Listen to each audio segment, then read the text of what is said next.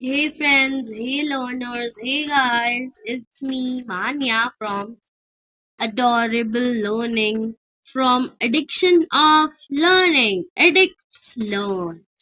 तो हम लोग पढ़े थे कंजक्शन के बारे में, उनके सम एग्जाम्पल्स के बारे में, like for, and, neither, but, और, येट, सो। इसका था फैन बॉयज, ठीक है। सबॉर्डिनेटिंग कंजक्शन में एग्जाम्पल हमारे आते थे after, also, unless, because, in order, since, if, that, ठीक है। कुरिलेटिव नहीं होगा, कुरिलेटिव। कुरिलेटिव कंजक्शन में था not only, but, also, neither, nor, too, yet, ठीक है। तो these are coming on this. Then we have learned, we have done this exercise, and this is the homework. Yes. तो आज मैं आप लोगों का आंसर बता देती हूँ। दिस इज द आंसर, ये अपसाइड डाउन आंसर है। फर्स्ट का आंसर है बट, राइट। फर्स्ट का आंसर है बट, सेकंड का आंसर भी है बट, ठीक है। थर्ड का आंसर है एंड, फोर्थ का आंसर है बट, फिफ्थ का आंसर है फिफ्थ, ये फोर्थ का आंसर बट है, देखो, सॉरी, हाँ बट, देन फिफ्थ का आंसर है एंड, देन सिक्स का आंसर है एंड, देन सेवेंथ का आंसर है बट, एट्थ का आंसर है और, नाइन्थ का आंसर है और, टेंथ का आंसर है और, ठीक है। तो वुड यू लाइक कुकीज और केक्स होगा। तो these are the answers. Write it down. Make a screenshot also if you are like आपको रखना है इस examples को, so you can take it. Now let's move to the next page, which is coordinating conjunction. Now let's see what is coordinating conjunction. Now coordinating conjunction is thing used to link or join two words or phrase that are equally important and complete in the term of grammar when compared with each other, ठीक है। Example for and not और yet, soon या so, ठीक है। तो fan boys का लगता है कोऑर्डिनेटिंग कंजक्शन में। कोऑर्डिनेटिंग कंजक्शन का मतलब कि जब हमारा एक चीज जो है ना, एक चीज भी इम्पोर्टेंट है, दूसरा चीज भी इम्पोर्टेंट है, जब वो दोनों एकदम बराबर होते हैं तब हम उसको, अब आप नंबर ऑफ लाइक वर्ड्स नहीं गिनेंगे कि जैसे कि he is a boy, he is a girl, तो नंबर ऑफ वर्ड्स नहीं लिखेंगे। आप लोग देखेंगे कि वो वर्ड्स इक्वली कंप्लीट हैं या कंप्लीट है अगर वो दोनों वर्ड, और अगर आपको उनको जोड़ना है तो आप इन चीजों का यूज कर सकते हैं। जैसे he is a boy and he is a girl, boy, he is a boy and he is a girl are complete sentences, but we are joining them, so we are using and here. So when you use for and or but or yet, soon, because, so these words come in coordinating conjunction। आपको पूरा दिख नहीं रहा होगा spelling। Spelling is COORDINATING,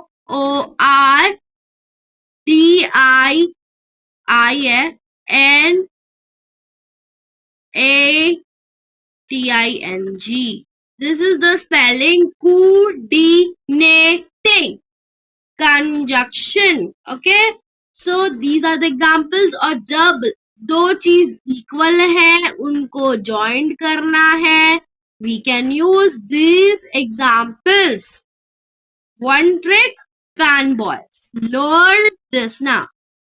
next, subordinating conjunction, ठीक है, इसका definition है use to join an independent and complete clause with a dependent clause that relies on the main clause for meaning and relevance, ठीक है। तो जब आप एक कंप्लीट क्लॉज को और एक डिपेंडेंट क्लॉज को, मतलब एक सेंटेंस आपका कंप्लीट है और एक सेंटेंस थोड़ा मतलब कंप्लीट नहीं है, ठीक है। क्लॉज मतलब जो इनकम्प्लीट चीज है, मतलब आधा सेंटेंस बोल सकते हो उसको, मतलब आप लोग कंप्लीट में मतलब है उसका मतलब, बट वो किसी चीज पे डिपेंड है, और एक है इंडिपेंडेंट और एक है डिपेंडेंट। तो फिर आप लोगों को एग्जाम्पल देखना चाहिए। I will not release her payment unless she completes her work. यहाँ पर आया unless, unless भी होता है, ठीक है ना। तो यहाँ पे आप लोग ये देख लो कि यहाँ पे क्या हुआ, I'll not release her payment, मैं उसकी पेमेंट नहीं दूंगा, ठीक है। क्या नहीं देगा, पेमेंट नहीं देगा, है ना, करके वो ये कंप्लीट सेंटेंस है। I will not release a payment तब तक ये कंप्लीट सेंटेंस है। और यहाँ पे शी कंप्लीट्स हर वर्क, ये थोड़ा डिपेंडेंट है, मतलब इसके पास मीनिंग तो है but it's not that much completely sentence, so we are using just unless for joining these. The one is independent and another one is dependent clause, ठीक है। This is the मतलब any doubt you have, you can just ask me in the comments, I'll reply, ठीक है। तो उसमें use किया हमने unless, ठीक है। I'll not release her payment unless she will complete her work, unless she completes her work, ठीक है। तो unless ने अपना काम किया, उसने दो सेंटेंस को जोड़ा, one is independent, another is dependent. Now next, correlative conjunction, the spelling is correlative, ठीक है। तो ये उसकी स्पेलिंग है VE, ठीक, correlative, correlative conjunction, alright.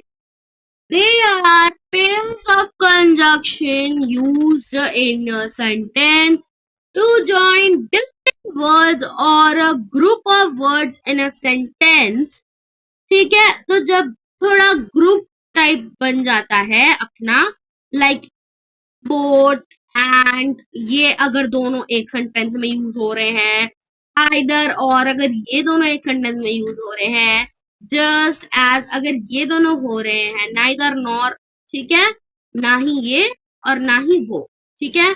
Not only या बट, ऑल्सो, वेदर और हार्डली, व्हेन। सो मतलब ये सब चीजें क्या है कि जब ग्रुप ऑफ वर्ड्स एक सेंटेंस को कंप्लीट करने के लिए दूसरे सेंटेंस से जब उसमें जुड़ते हैं, तो फिर हम उससे कहते हैं कोरिलेटिव कंजक्शन। जब दो रिलेटिव होते हैं, वो दो अलग अलग सेंटेंसेस को का रिलेशन बना देते हैं, जिसको हम लोग कोरिलेटिव से याद रख सकते हैं। कोरिलेटिव में रिलेटिव आता है कि नहीं, तो बस वही से याद रख लो कि जो दो पड़ोसी हैं वो दूसरे और दो सेंटेंसेस को जोड़ देते हैं, तो वो दो पड़ोसी को हम लोग कहेंगे कोरिलेटिव कंजक्शन के एग्जाम्पल्स, ठीक है। अब यहाँ पे कुछ हमारे सेंटेंसेस देख लो, ठीक है। He is sad but not broken, ठीक है, दिस इज कोऑर्डिनेटिंग। यहाँ पर हमारा दोनों मतलब थोड़ा सेंस बन रहा है, इसमें हमारा, इसमें हम बोलेंगे कोऑर्डिनेटिंग, क्योंकि इसमें मतलब कि दो सेंटेंसेस हैं, उन्हें जोड़ने का काम किया है बट ने, नॉट ब्रोकन, ठीक है। तो हम बता रहे हैं कि वो दुखी है लेकिन वो टूट नहीं गया है, मतलब वो एकदम निराशा से उभर नहीं गया है, वो थोड़ा दुखी है अभी, ठीक है। सबऑर्डिनेटिंग में तो हमने देख ही लिया था कि अनलेस ने एक इंडिपेंडेंट चीज को डिपेंड चीज से जोड़ दिया था। कोरिलेटिव अपना वही काम करता है, बोथ और एंड। देखो यहाँ पे दो चीजें यूज की गई, ठीक है ना। तो she is both intelligent and beautiful. तो हमने दो अलग अलग वर्ड्स को इसमें दो अलग अलग कंजक्शन से जब हमने ज्वाइन किया, she is both intelligent and beautiful. So this is an example of so like this only. This is the example of correlative. She is beautiful, intelligent, beautiful. ये correlative का है. I'll not release the payment unless she completes her work. Which is subordinating. He is sad but not broken. ये है coordinating. Sympathy. सब कुछ explain हो चुका है.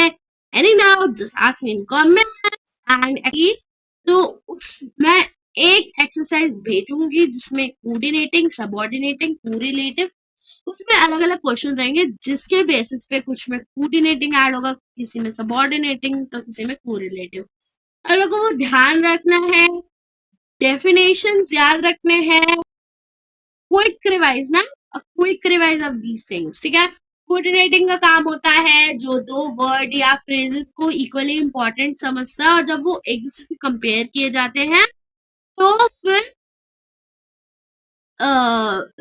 वो एकदम कंप्लीट हो जाते हैं जब उसमें ये लगता है, ठीक है ना।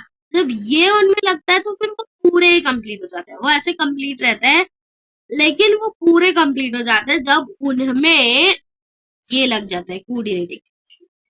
सबऑर्डिनेटिंग कंजक्शन मतलब जहाँ पे एक इंडिपेंडेंट है और एक कंप्लीट है, मतलब एक कंप्लीट है और एक इनकम्प्लीट, मतलब इनकम्प्लीट नहीं बोलोगे, डिपेंडेंट, जो किसी में रिलाइज है, किसी पे पड़ा है, मतलब it is not like meaningful है but it's not like independent, वो किसी चीज पे डिपेंडेंट है। आप लोगों को इन सबको जोड़ना है and you have to do the worksheet. That's the correlative conjunction that pair of the conjunction using sentence to join different words together. तो वो कंजक्शन के पेयर हैं जो दो अलग अलग जो सेंटेंस में कुछ वर्ड्स को या कुछ अलग अलग सेंटेंसेस को जोड़ते हैं और ये रिलेशन करता है क्योंकि ये दो एक सेंटेंस में ये दो आ जाएंगे जिसमें एग्जाम्पल्स, तो वो हो जाएगा रिलेटिव। ओके, तो फंडा आपको क्लियर होगा, ठीक है। तो चलो मिलते हैं नेक्स्ट वीडियो में, तब तक के लिए बाय बाय।